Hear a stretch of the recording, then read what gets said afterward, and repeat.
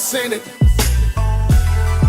Gotta grind for everything. I told them it's time to change how we living. I got my eyes on the game till I'm winning.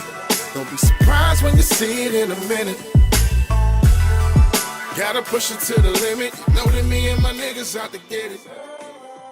Right, we're back again. It's another Eyes for You review.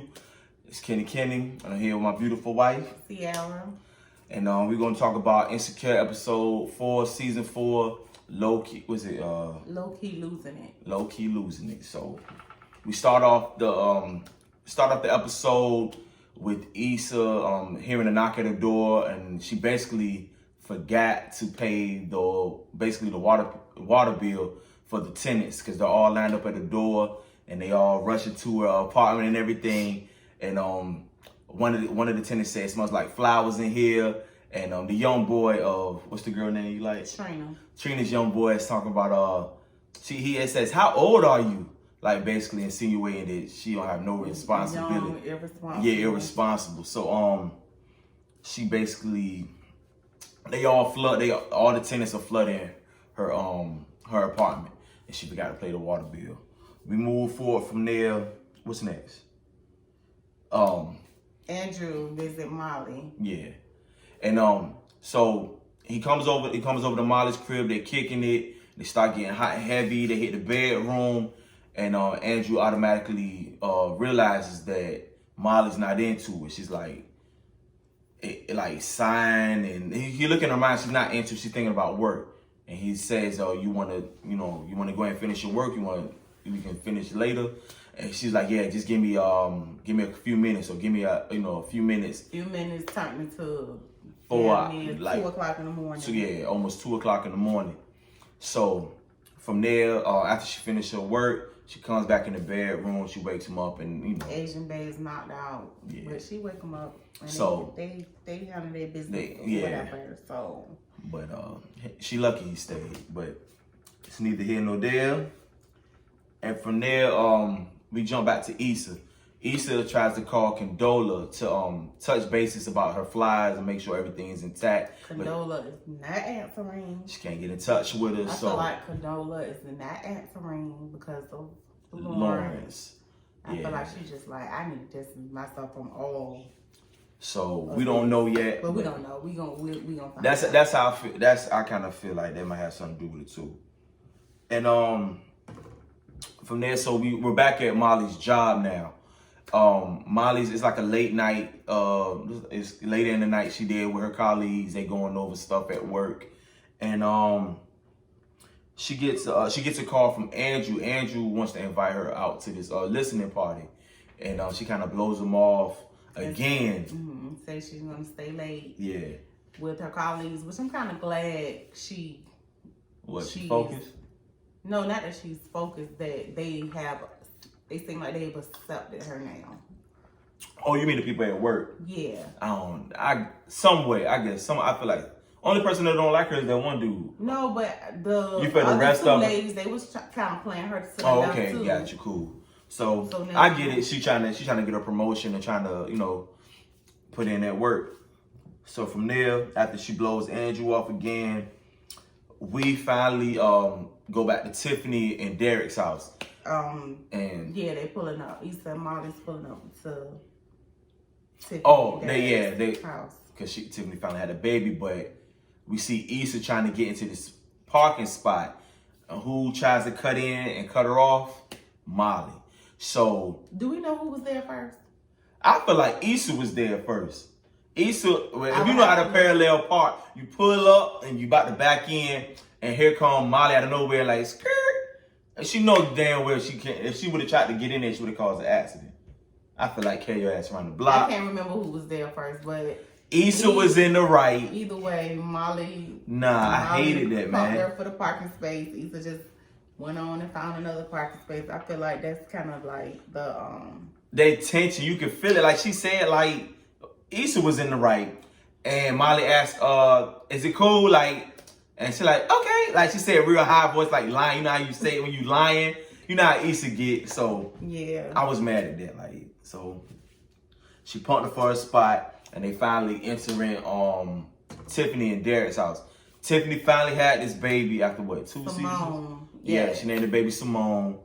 And Lawrence and Derek is talking. yeah, and Derek has the realization with him having a daughter that he's like, dang it, every woman I ever played or fooled around with back in the day was somebody else's daughter. And you know how it is as a guy, they say, if you was a player or whatever, running around back in the day, you always gonna have girls or you're gonna get blessed with a daughter, and now you gotta kind of deal with that. So it was kind of dope to see him realize that. Yeah. And then it goes to the girls in the living room talking. Tiffany's talking about her experience in the hospital with having the baby. And I felt like it was really socially responsible the way they touched on African American women, and how when they go to the hospital, the doctors don't believe they're in pain, and basically potentially it's like they kind of at least take it more more, like say they don't take it as serious as if it was someone else. And I like they kind of slid. They didn't touch on that. They slid. They didn't touch on that. That was dope. And that's real life out here. Yeah, and then from there, the girls are kind of talking about, having that support and everything. And Molly makes the comment that that's how Andrew is. Andrew always got my back, and that's how it is when you really got a good relationship, or that's how it's supposed to be. And everybody kind of looking at her like, oh, really? Like, And Issa makes the joke. She makes the joke to say, okay, red table talk. But you can see Molly took that shit like super personal. Like she didn't say it's no joke. It was a joke, but it was a jab. So it's like the joke and jab. It was a joke and it was a jab. I feel like sometimes behind every joke is like a little truth. Every joke got a little truth in it. Yeah. In it. So that was a joke and it was a jab. We can't. I mean, we've been riding Molly, but Issa been on some bullshit. A little bit. Yeah. So that yeah. See, she don't get off for me on that one. And then she came for her. And then from there, Issa tries to help out with something with the baby, and Molly. Issa said, what did she say to her? Where does, I guess, the diapers or something? Yeah, the diapers and the something with the towels, and Molly makes a statement like another jam pack. Oh, we already did that last. We already your ass won't hear. Where we decided that they were gonna go over there, and it was kind of like you said. She was insinuating like because you're not around anymore. You're never around. But Molly got some nerve because she usually the one that's not around, but it's neither here nor there. So from there, Molly and Tiffany go into the nursery, and that leaves Kelly and Issa, and they end up talking. And Issa asks Kelly like, has Molly, been acting funny, or you notice like has she been talking about me basically? And Kelly's looking at her like, no, like if y'all got problems in y'all friendship, maybe y'all just need to talk. Y'all just need to talk, right? Yeah, so it's all in Issa and them, man. Same instance when it cuts to the scene with Tiffany and Molly. Yeah. And Molly asked Tiffany basically like showing that Issa is being like kind of getting on her nerves, like, has she been talking about me? Have you heard anything or whatever? Right. And Tiffany's like, no, like maybe y'all just need to talk. And I believe that's more than likely when it's always miscommunication in any friendship. They just need to talk. So from there, back to Kelly and Issa. Kelly notices Lawrence in there, and she makes the statement like, look at Lawrence looking like a whole provider.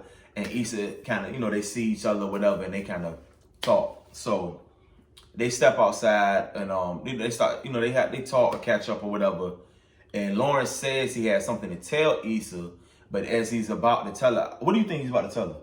Cause I think he's about to tell her what went down, the conversation between him and Condola. Okay, yeah. You think they broke up, or it's like broke? Honestly, are they taking a break, or they just kind of parting ways? Either way, I don't know. I think he might be like you said, you're gonna tell her the conversation. Yeah. So, but he sees that the call that Issa needs to take is more important, so he just kind of paused on that. So Issa the call was. Yeah, the call was the headliner backed out, so now she got to find a new headliner. She kind of panics, and instead of Lawrence telling her what's going on, he decides, yo, he can wait. We'll pick this up later. We'll talk about it. We'll discuss it later. You know how Issa always had her little mirror rap. She starts rapping to herself in the mirror. I was happy to see the mirror rap. We haven't got the mirror. This is the first mirror rap this season. Is it this season? Nah, well, she didn't rap. Did she rap in the first episode after she was in the mirror after TSA dude? That seemed like she was in the mirror. No, she didn't rap. She didn't rap. She asked herself how she was getting. You right. All right. So this is the first mirror rap. Condoms and stuff. Yeah. So I think this was the first mirror rap of the season. I like Issa's mirror rap. Yeah, they be kind of. But her reflection was like, girl, I'm not trying to hear that shit today. I got my own stuff going on this side of the mirror. Right. So I thought that was dope. So from there. She in her room, in her bed, trying to find her. She gotta find an opener. Yeah. And the first person we see her go through and inbox Beyonce. Yeah, she's trying to go in Beyonce inbox. What she say?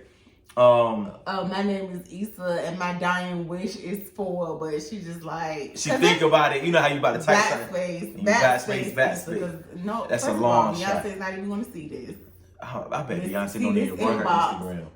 She don't run her own Instagram. Right, I feel like that too. So we go down this. She start going through her call list trying to find, she start looking at locals like DJ Mustard and a couple other guys. And she calls one guy and she says, "Where's your brother?"